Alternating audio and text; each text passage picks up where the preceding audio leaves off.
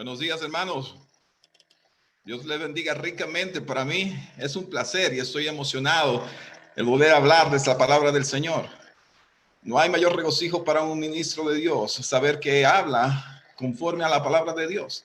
¿Y cómo sabemos que hablamos conforme a la palabra de Dios? Porque la palabra de Dios es viva y eficaz y no regresa nunca vacía a Él.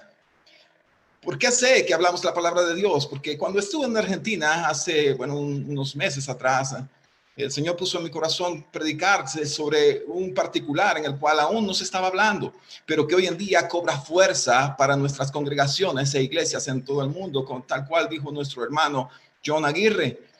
Parece mentira, pero hoy estamos viviendo un futuro ya predicho por nuestro Dios, en que podríamos predicar el evangelio a diferentes partes del mundo desde un solo lugar, y que hemos avanzado en lo que es el desarrollo de las comunicaciones digitales de las iglesias de Cristo, porque es el futuro que se viene y Dios prepara a su pueblo para que nosotros también podamos presentar la buena batalla del Señor a través de los medios digitales. Y para mí verdaderamente un placer saber cuánto han avanzado en esto de la comunión, coinonía, a través de los medios digitales. Siempre les recuerdo, hermanos, por todas las cosas maravillosas que vivimos allá y porque siempre está en mi corazón el haber participado con ustedes de un tiempo tan agradable.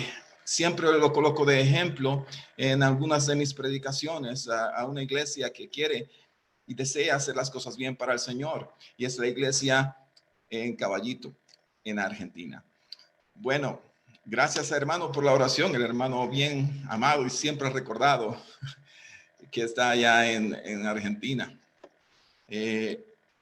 Bueno, todos son amados y todos son recordados. Quizás algunos no por nombre, porque mi memoria a veces falla, pero siempre, siempre, siempre están presentes de verdad en mis oraciones. Vamos a hablar hoy acerca de Jesucristo. ¿Qué cosa, no? Qué cosa tan extraña. Vamos a hablar de Jesús, de su superioridad. ¿Por qué Jesucristo es superior a todas las filosofías del mundo? ¿Por qué en Jesucristo podemos encontrar lo que no podemos encontrar en ninguna otra parte? Ni en el conocimiento, ni en amor, ni en poder. Y el hermano leyó Colosenses, el capítulo 2, el versículo 1 al 10, donde nos habla de un Jesucristo pleno, completo. Y cuando hablo de pleno y completo, es que no necesitamos nada. Cuando algo está pleno, ¿qué más necesita? Si le echas más se derrama y se pierde. Pleno es completo. Pleno es suficiente. Pleno es lo que necesito. Y lo que necesito es lo que Dios me ha dado. Dios me ha dado la paz. Dios me ha dado la redención. Dios me ha dado la esperanza. Y Dios me ha dado vida. Y eso es lo que nosotros llamamos la gracia del Señor. La gracia que nos coloca en el lugar donde por nuestros propios medios no podemos llegar, pero que el mundo insiste en desechar. Bien sea a través de pensamientos científicos o bien sea a través de charlatanerías. Pero el apóstol Pablo escribe desde la prisión a Colosa, que es la capital de Efeso, y a otras, conjuntamente con otras 3 cartas que envía para la distribución del mundo conocido, porque había problemas ya y dificultades con respecto a un movimiento que se llamaba gnóstico. Pensando yo, un día, vino a mí un pensamiento que quise plasmar y escribir y compartir a través de las redes sociales, que en un momento cuando lo tuve compartí. Y dice de la siguiente forma: la ciencia no podrá probar la existencia de Dios, ni tampoco puede, porque su área de estudio se limita a lo empírico, a lo razonable y a lo físico, y simplemente no sabe responder a lo que no entiende. Sin embargo, esta jamás podrá negarlo. ¿Por qué no podrá negarlo? Porque también la ciencia pertenece a Dios. Porque todo el conocimiento es de Dios. Nosotros, los humanos, los que antes creíamos que éramos el centro del universo y, como decíamos en Venezuela, la pepa del queso o la tapa del frasco, no somos nada delante de Dios. Dios es todo. ¿Y la ciencia? Es una pequeña parte de lo que es el conocimiento de Dios que nos ha dado al hombre para que nosotros, como quien dice, podamos defendernos en este mundo. Pero no es lo pleno, no es lo completo. Colosenses nos presenta la preeminencia de Cristo sobre todas las cosas. Por lo menos 3 aspectos inquietaban al apóstol Pablo cuando escribía las cartas desde la prisión.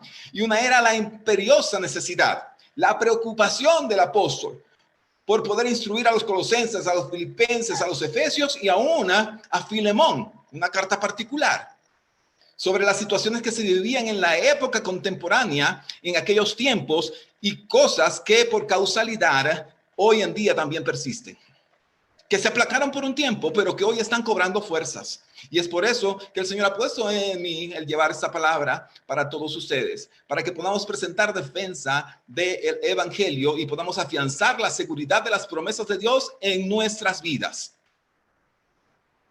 La segunda razón por la cual el apóstol escribió esta carta de Colosenses fue el protonoctismo, lo que nosotros conocemos como el gnosticismo, que es una mezcla entre lo que es un fanatismo religioso y la ciencia predominante del tiempo, que era la filosofía griega, en este caso la platónica, que dice que el hombre es capaz de conseguir su propia salvación y su propia autosuperación. Entonces esto iba directamente en contra de lo que es el pensamiento bíblico. El hombre no puede salvarse a sí mismo. El hombre no puede encontrar la redención a través de sus propios medios. El hombre fue diseñado y criado para depender enteramente del Señor. La lógica del hombre está errada. Y por ese razonamiento errado fue que Eva tomó de la fruta del árbol del bien y del mal, y con ello entró la muerte al mundo, porque su lógica no dependió de Dios, sino de su razonamiento, de que su fruto era bueno para comer, agradable a la vista. Y entonces escuchó el razonamiento del error de la serpiente cuando le dice, con que Dios te ha dicho que el día que comas de ese fruto vas a morir. Pues no, eso es mentira. ¿Sabe Dios que el día que comas de él, tú vas a ser igual a él? Entonces el ego del hombre se infló, el razonamiento del hombre buscó, actuó y pecó. Le pudo pasar a cualquier hermano. Nos pasa a nosotros hoy en día. No culpemos a Adán y a Eva. Quizás si nos hubiesen colocado a nosotros en el jardín de Edén, hubiésemos hecho lo mismo. Porque tenemos la propensión hacia el mal. Pero gracias a Dios por su sacrificio, gracias a Dios por su gracia, que nos ha renovado nuevamente para estar delante de su presencia. Otras de las cosas que estaban sucediendo era el ascetismo. Y definimos la palabra ascetismo como ejercicios y prácticas de un estilo de vida austero y de renuncia a los placeres terrenales y materiales, con el fin de adquirir unos hábitos que nos conduzcan a la perfección moral y espiritual. ¿Por qué el ascetismo no sirve? ¿Por qué está diciendo que por mis propios medios yo me puedo salvar? Que absteniéndome de ciertas cosas que algunas veces no son malas, pero no son el camino, yo puedo alcanzar la redención. Y hermano, usted no necesita nada para alcanzar la salvación, porque ya a usted se le dio todo, porque la salvación es por gracia. Y con gracia es un regalo. Usted no tiene que hacer nada, simplemente obedecer a Dios a través de la gracia. Ninguna acción que yo pueda hacer me va a acercar más a Dios. Las acciones que yo ejecuto después de haber recibido la salvación son acciones movidas por la gracia de Dios que me instruyen a hacer el bien a los demás. Pero no son obras salvíficas.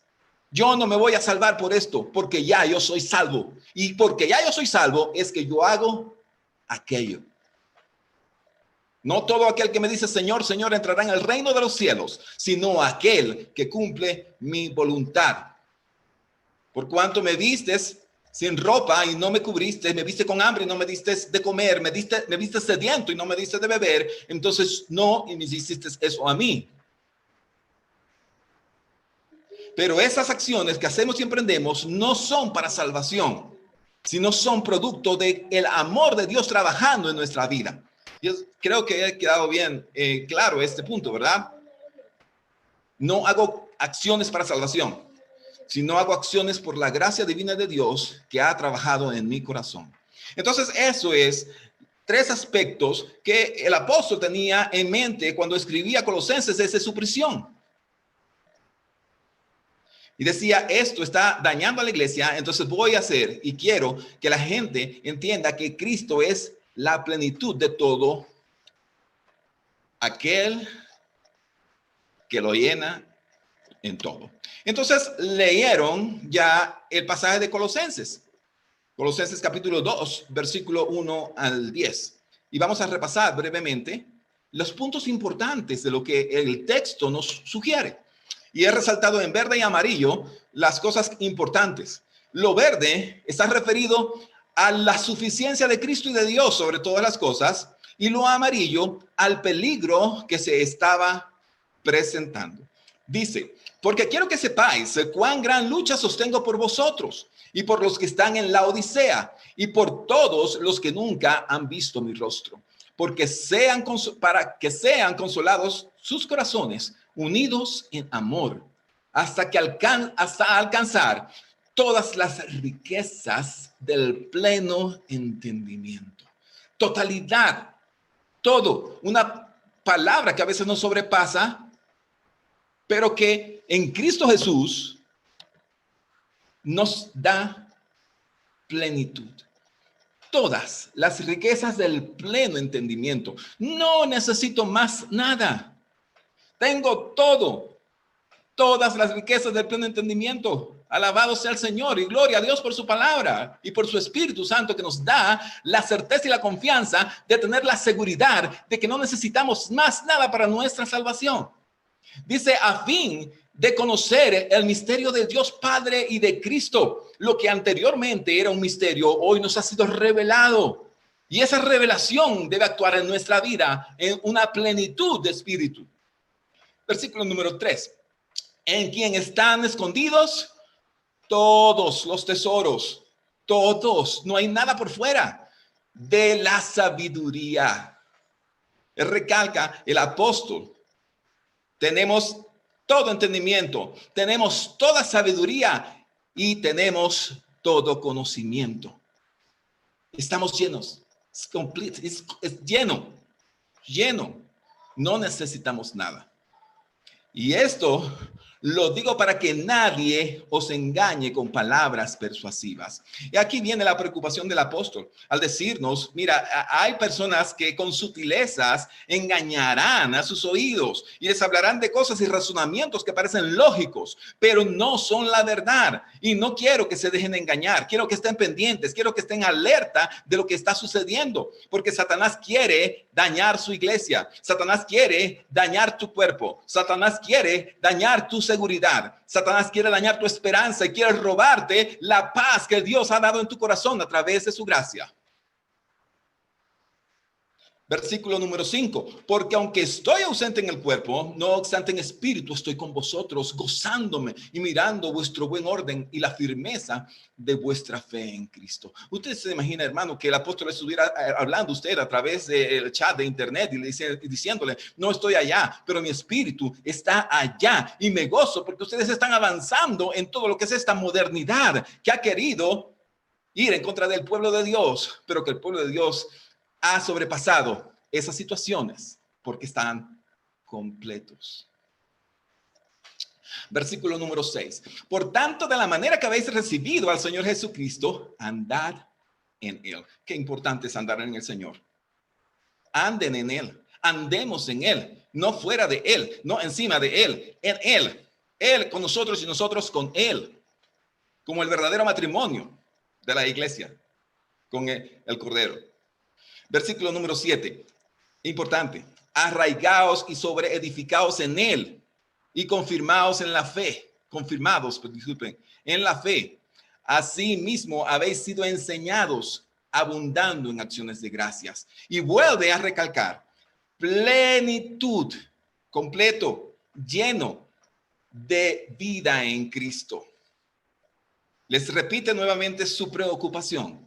Mirad que nadie os engañe por medio de filosofías huecas y sutilezas, según las tradiciones de los hombres, conforme a los rudimentos y no según Cristo.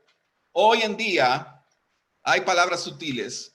Hoy en día hay razonamientos huecos. Hoy en día las filosofías y las tendencias modernas van en contra de algunas cosas que consideran que son obsoletas, que consideran que son arcaicas, pero que Dios dice que es verdad y poder, a las cuales nosotros debemos defender y resistir. Y versículo número 9 dice, porque en él habita corporalmente toda plenitud. Les vuelvo a repetir, dice el apóstol Pablo, no necesitan nada. En él habita la plenitud de la deidad. Y vosotros estáis completos. Yo me recuerdo una película, cuando un maestro enseñaba a su discípulo, y cuando él ya tuvo todo, le dice, estás listo para la batalla, estás completo, ya no necesitas de mi tutela, ve y enfrenta tu destino. Eso es lo que está diciendo el apóstol. Estamos completos con él, que es la cabeza de todo principado y potestad. Con respecto a esto, hay dos pasajes relacionados. Uno primero con la preocupación y el otro con la plenitud. El primero está en Romanos capítulo 12, versículo 2. Está en pantalla. Si quieren, por favor, pueden buscarlo en sus Biblias, pero gracias a este medio electrónico podemos hacerlo así y ahorrar tiempo. Romanos 12:2 dice, no os conforméis a este siglo, sino transformaos por medio de la renovación de vuestro entendimiento, para que comprobéis cuál sea la buena voluntad de Dios, agradable y perfecta. La clave, no conformarnos a los que nos dicen, no os conforméis a este mundo, sino transformaos a través de la renovación. ¿Qué es renovación? ¿Qué es renovar? Cuando tengo algo nuevo, cuando tengo algo preexistente, lo cambio, es algo nuevo, pero es lo mismo que tenía, pero renovado. O sea, es un proceso continuo. La Biblia y la escritura de Dios es tan perfecta que nunca pierde actualidad, hermano. La Biblia tiene una respuesta para cada pregunta del mundo. Y sorprendente cómo a través de los tiempos, a través de más de 2000 años, la Biblia se sigue predicando hoy en día en casi todas las partes del mundo, con diferentes mensajes para diferentes personas, según lo que necesiten escuchar y según lo que el Espíritu Santo inspira, para que las personas puedan entender lo que es la plenitud de Cristo. No nos cansemos de estudiar la Santa Palabra. No nos cansemos de escudriñarla, de releerla, de renovar nuestro entendimiento, porque mientras más leemos, más revelados somos, hermano. Porque yo a veces leo la Biblia y cuando vuelvo a leer, digo, si nunca antes había entendido este pasaje, y es el Espíritu Santo que me enseña lo que necesito saber. En un momento necesitaba saber de ese pasaje esto, pero hoy necesito saber esto. Y el Señor nos lleva, nos guía a través de su Espíritu para darnos todo el entendimiento que nosotros necesitamos. Por eso debemos de confiar, como dice en 2 de Pedro, la palabra profética más segura en la que hacemos bien en atender. Y el otro versículo relacionado es con respecto a lo que es la plenitud. Efesios, otra de las cartas desde la prisión, dice capítulo 1, versículo 20 al 23, la cual operó en Cristo, resucitándole de los muertos y sentándole a su diestra en los lugares celestiales, sobre todo principado y autoridad y poder y señorío. Entiéndase bien, no hay nada encima de Jesucristo. No hay nada encima de nuestro Dios. Y sobre todo nombre que se nombra, no solo en este siglo, dice el apóstol Pablo, no es viejo, es nuevo, sino también en el venidero y en el que sigue y en el que nos lleva hasta el fin de nuestros días. Versículo 22, y sometió todas las cosas bajo sus pies, y lo dio por cabeza. ¿Sobre quién? La iglesia, sobre todas las cosas de la iglesia. O sea, sobre ti está la cabeza de Cristo, hermano. Cristo es tu Señor.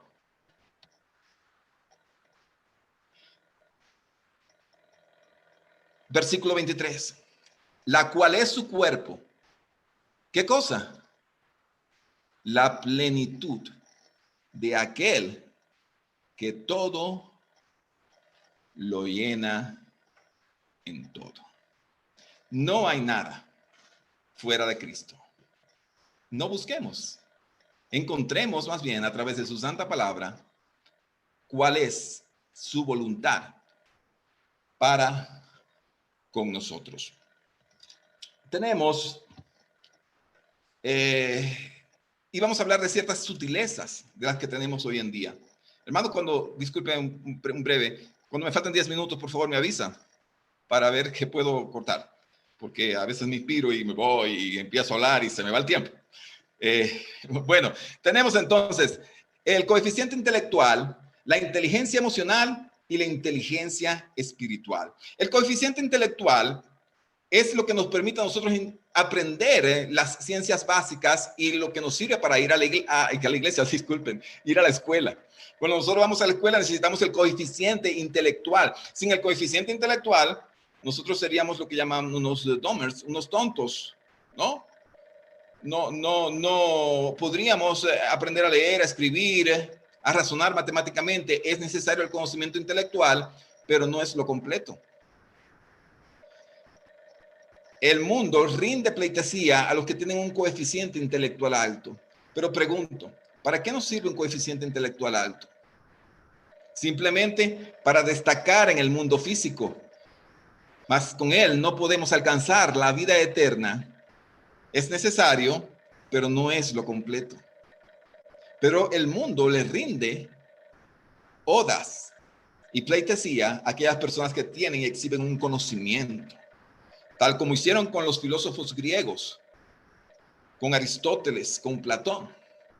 Hoy en día hay filósofos modernos que hablan sobre y creen saber sobre la felicidad, y lo veremos un poquito más adelante. Tenemos la inteligencia emocional. Empezamos a hablar de lo que eran las inteligencias múltiples. Ahora no solamente yo aprendo por el intelecto, sino que aprendo a través de los medios de representación, de vista, olfato, oído, que todo lo que tiene mi cuerpo me sirve para aprender. Y eso lo dijo Gardner cerca del año 1950. Y Coleman, un colega periodista, a través de lo que llamó un libro que se llamó La inteligencia emocional en el 1995, y dio el boom para revolucionar el modelo tradicional de enseñanza. Entonces, no solamente tenemos un coeficiente intelectual, sino que también tenemos las emociones, que por cierto, las tenemos a veces muy mal educaditas. Y se nos salen esas emociones malas, ¿verdad, hermano John? Disculpe que me tocó al lado y va a ser el ejemplo. Tenemos esas emociones mal educaditas y se nos sale a veces el Aguirre, se nos sale el Bianconi, ¿verdad? Se nos sale el Opera en oportunidades y por encima de lo que Dios nos dice. Pero eso forma parte de nuestra humanidad. Tenemos intelecto y tenemos emociones y tenemos que hacer una correlación. Pero esa correlación que debemos hacer entre espíritu y intelecto solamente lo podemos lograr a través de un medio, que es el que vamos a hablar un poco más adelante. Inteligencia emocional. Cuando empezaron a hablar de inteligencia emocional se llenó mi vida de esperanza, pero se cayó y se derrumbó como un castillo de naipes cuando los teóricos sobre la inteligencia emocional dijeron este postulado que está acá. La inteligencia espiritual no aplica necesariamente a una conexión con la religión. Ser creyente no te garantiza un alto coeficiente de inteligencia espiritual. Ahí fue que yo dije, no. Creí que iban a hacer algo bien y terminaron chorreándola, como dicen en México, ¿será? No puede haber una inteligencia espiritual sin Dios. Yo no puedo ser inteligente espiritualmente sin reconocer a Cristo. Sería un analfabeta espiritual. Pero ellos se idearon algo que llamaron plasticidad mental, que es la capacidad de la mente de adaptarse moralmente a las situaciones. Un concepto medio raro, porque no todo el mundo tiene esa tal capacidad. Yo te digo, hermano, la inteligencia espiritual es el conocimiento del Dios único y verdadero. Y esa inteligencia espiritual es el puente entre tu coeficiente intelectual y tu inteligencia emocional. Vamos a ver qué dicen algunos científicos prominentes de la historia al respecto de esto. Una de las mentes más brillantes, un científico de origen judío que todo el mundo reconoce cuando lo ve, ¿verdad? Albert Einstein, la mente más brillante del siglo XX. Einstein escribió unas líneas en una carta que respondió a una niña que le preguntaba, a una niña llamada Barbara Lee Wilson. En respuesta a su carta, ella escribió: la ciencia sin religión está coja y la religión sin ciencia está ciega. Si nosotros tenemos ciencia, pero no tenemos conocimiento de Dios, nos falta la pata de la mesa. O como dice una canción por ahí, la pata a la cama. No hay equilibrio. ¿Por qué la ciencia, la religión sin ciencia es ciega? Porque también recuerden que la ciencia pertenece a Dios. Nosotros no podemos desechar la ciencia, porque la ciencia también es de Dios. La ciencia nos ha llevado a avanzar en lo que es nuestra sociedad, pero no es el camino, sino una parte de lo que Dios nos ha dado para nosotros vivir en este mundo. Otro científico prominente que en un principio fue creyente, pero que después también la chorrió, fue Stephen Hawking. Él al principio dio la gloria a Dios cuando comenzó con su teoría de los agujeros negros, pero al final de sus días, ya en el estado en que lo ven en esa silla que no podía ni hablar, él dice lo siguiente: no digo que Dios no exista. Dios es el nombre que la gente le da a la razón por la que estamos aquí. Pero creo que esta razón son las leyes de la física y no alguien con quien podemos tener una relación personal. Yo le haría una X. No. Ya este científico dice que Dios no es con quien yo puedo tener una relación personal. ¿Qué dice usted, hermano? ¿Tiene o no tiene una relación personal con su Dios? Nosotros tenemos una relación personal con Dios. Así que no me venga a decir que Dios no existe. Hay unos extremos. Hay un movimiento en los Estados Unidos de Norteamérica, surgido en el año 1879, que se llama la Primera Iglesia de Cristo Científico. Esta es una aberración al pensamiento porque quiere sobreponer lo científico a el conocimiento de Dios, o mejor dicho, hacer una mezcolanza. ¿Y a qué se le parece eso a lo que decía Colosenses? La historia se repite. Esos movimientos tratan a la ciencia como algo primordial para encontrar a Dios, y es completamente falso. Así que cuidado con estos nuevos pensamientos, con estas sutilezas. Y causalmente se llama igual, the virtue of stripes is senses. O sea, se llama igual que la Iglesia de Cristo, pero con la palabra ciencia. Esas son unas de las sutilezas que Satanás utiliza en estos tiempos para inducir al hombre al error. Rápidamente vamos a revisar a un tal señor, filósofo moderno que se llama Lou Marinoff. Lou Marinoff escribió el ABC de la felicidad. Cuando yo pasé por la librería, como me encanta la lectura, siempre ando pasando, cuando veo una librería me paro y empiezo a ver los libros. Y cuando vi ABC de la felicidad dije, seguramente la C es de Cristo. Pero mi decepción fue cuando el ABC de la felicidad se refería a Aristóteles, a Buda y a Confucio. Y cuando indagué por qué el autor no incluyó a Cristo, él respondió porque Cristo no habla sobre los problemas de la tierra, sino que se ocupa solamente del cielo. Yo le diría a este pseudo filósofo moderno que se equivoca diametralmente porque no hay tema que la Biblia no trate. Matrimonio, pobreza, situación actual, de todo habla la Escritura, y una palabra escrita hace más de 2000 años. Y te habla todavía de cosas que hoy existen. No hay camino fuera de Dios. No hay Aristóteles, Buda o Confucio que se pueda igualar al conocimiento divino del Señor. Mahoma dijo en una oportunidad que él no sabía el propósito de la vida. Buda dijo a sus seguidores, busquen la verdad, no soy la verdad. Confucio dijo, yo no soy el camino. Pero vino Jesucristo en capítulo 14, versículo 6 de Juan, y dijo, yo soy el camino, la verdad y la vida, y nadie viene al Padre si no es por mí. Ese es el chacho de la película, hermano. Ese es el que tiene los pantalones bien puestos.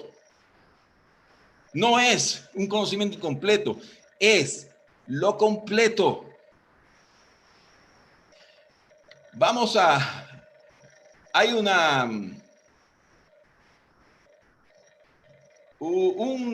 hombre que se dice llamar el hombre más feliz de la tierra. Y su nombre es Matthew Ricard. Matthew Ricard es un francés que vive en una habitación de 2x2, que no bebe Coca-Cola, que no conduce un Ferrari, que no viste de Armani, que no tiene, bueno, en el caso de las mujeres no tiene Louis Vuitton. Wow, ya no tiene varios pares de zapatos. Ya eso, la mujer se está escandalizando, ya está, no puede ser, no tiene dinero para gastar. No va al gimnasio, no conduce un BMW. No sabe qué es el Viagra ni el éxtasis. Qué aburrido es ese señor. Pero dicen que es el hombre más feliz de la tierra. Porque en un estudio hecho por un instituto francés, dicen que él rompió el felizómetro. Que la escala era de menos 0.3 y él llegó a menos 0.45. ¿Ustedes recuerdan la palabra ascetismo? Esa palabra que decía que por obras querían alcanzar algo. Bueno, esta persona representa lo ascético. Hermano, ¿cómo puede ser una persona feliz si no bebe Coca-Cola, hermano Lopera? ¿Cómo puede ser una persona feliz si no bebe mate? No, eso no puede ser felicidad, así que no me vengan con cuentos. 10 minutos, claro, vamos rapidito. Yo sí le voy a presentar, hermano, yo sí le voy a presentar al hombre más feliz de toda la tierra. Y el mismo apóstol lo dice en Filipenses capítulo 4, versículo 11 al 13. No lo digo porque tenga escasez, pues he aprendido a contentarme, a alegrarme, a regocijarme, cualquiera que sea mi situación, en la cárcel, en la casa, comiendo, sin comer, con plata, sin plata, yo soy feliz. Esa es la verdadera felicidad, no aquella persona que se recluye en un sitio, en un monasterio, por allá, por el Tíber, lejos de todas las adversidades del mundo y los problemas que te pueden afectar, y ahí sí soy un santo, y ahí sí soy feliz. No, ser feliz es aquella persona que está en medio de la candela, en medio de la guerra, en medio del hambre, en medio de la pandemia, en medio de las situaciones difíciles de la vida, y aún así declara, soy feliz. Y somos nosotros los cristianos, los llamados a ser las personas más felices de la tierra, porque tenemos la seguridad y la esperanza de la salvación, y porque Cristo está en nosotros. Y si Cristo está con nosotros, ¿quién contra nosotros? Versículo 12 de Filipenses 4:1 dice, sé vivir humildemente, sé tener abundancia, en todo y por todo estoy enseñado, estoy completo. Así para estar saciado como para tener hambre, así para tener abundancia como para padecer necesidad. Todo lo puedo en Cristo que me fortalece. No agarremos ese versículo como un mantra o como una frase estereotipada. Todo lo puedo en Cristo que me fortalece. No es así. Es una vida que nos lleva a decirlo. Es el Espíritu Santo en nosotros que nos da felicidad en medio de la tristeza. No es una palabra cliché que coloco en mi estado cuando me veo abrumado por las dificultades de la vida. Hablemos un poquito de un tal Abraham Maslow. Abraham Maslow en el año 1943 se inventó la pirámide de las necesidades. Pero esta mente brillante se olvidó de un detalle muy importante. Él dice que la vida del hombre se construye a través de una pirámide y él puede alcanzar lo que él llama la autorrealización si logra satisfacer sus necesidades básicas de alimentación, de seguridad en vivienda, sus necesidades sociales de amistades, de relaciones con familiares, sus necesidades de autoestima a través de el amor y la confraternidad con sus seres más allegados, y que por último va a llegar a la plenitud, a lo que él llama la autorrealización. Pero esa vida, hermano, usted sabe, es vacía. A esa vida le falta algo. Ese estudio de Abraham Maslow, que le valió un puesto en los anales de la historia de la ciencia y de los libros de ciencia, es vacía, vana, sin propósito. Después que alcance la autorrealización de tu vida, ¿qué? ¿Qué viene después de allí? Aquella persona que muere sin Cristo está condenada está condenada a estar lejos de la presencia de un Dios amoroso. No hay nada después de Cristo. Entonces, a Abraham Maslow y a Matthieu Ricard les falta algo muy importante en sus vidas. Ese muy importante en sus vidas es que Abraham Maslow no incluyó las necesidades espirituales del hombre. El hombre se siente vacío porque hay tanto suicidio, porque hay tanta vacuidad en algunas personas que no encuentran el sentido de sus vidas. La humanidad misma, después de tener tanto y acumular riquezas, hay personas que no se sienten completos, que tienen fama, pero que no tienen amor, que tienen dinero, pero no tienen felicidad. Y Dios, Cristo, te ofrece eso. Las necesidades espirituales del hombre es lo más importante, lo que debe cubrir todo lo demás. Dice la Escritura en Mateo 6:33, buscad primeramente las cosas de arriba, el orden correcto. Busquen primero a Dios y después todas las necesidades les serán cubiertas. No es al revés. No es nosotros cubramos nuestras necesidades, alcancemos la autorrealización y nos acercamos a Dios. No es así. Es primero buscamos el reino de Dios, su justicia, y luego se nos darán todas las cosas añadidas. Este hombre, me da lástima, Matthieu Ricard, muy feliz, muy contento, pero no sabe de la vida. Eclesiastés capítulo 12, versículo 13 dice, el fin de todo el discurso oído es este: teme a Dios y guarda sus mandamientos, porque esto es el todo. Yo cambiaría todo por esto es Jesucristo en el hombre, porque Jesucristo es todo. Humildemente me permití modificar la teoría de Abraham Maslow. Y yo no llamaría la pirámide de las necesidades, sino el círculo de las necesidades. El círculo de las necesidades que nos cubre primeramente del conocimiento de Dios. Recordemos Oseas, en el capítulo 4, dice, versículo 6 creo.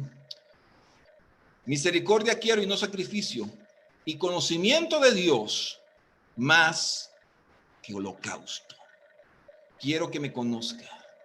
Si hay alguna persona que no es cristiana en esta sala, Dios quiere que le conozca. Si hay los cristianos que estamos aquí en esta sala, Dios quiere que le sigas conociendo y que te enamores cada día más de Él. Entonces, este círculo de las necesidades no sitúa ninguna necesidad por debajo o por arriba. Simplemente es una rueda que gira y que va colocando en nuestra vida necesidades en el momento de la historia de nuestra existencia. No es que primero aquí abajo, después allá arriba, no. Están intercambiables a lo largo de nuestra vida. Un día necesitamos afecto, otro día necesitamos autoestima, otro día necesitamos de pan, pero no todos los días tenemos necesidad de todo.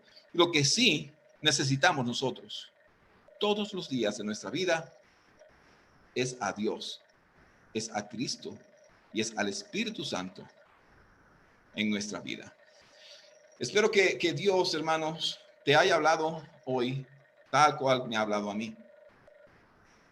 Y que me sienta y te sientas privilegiado de formar parte de la familia de Dios.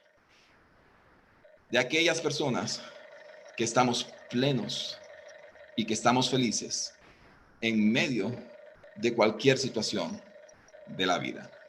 Que el Señor les bendiga ricamente y gracias por invitarme en este maravilloso momento de compartir la palabra del Señor.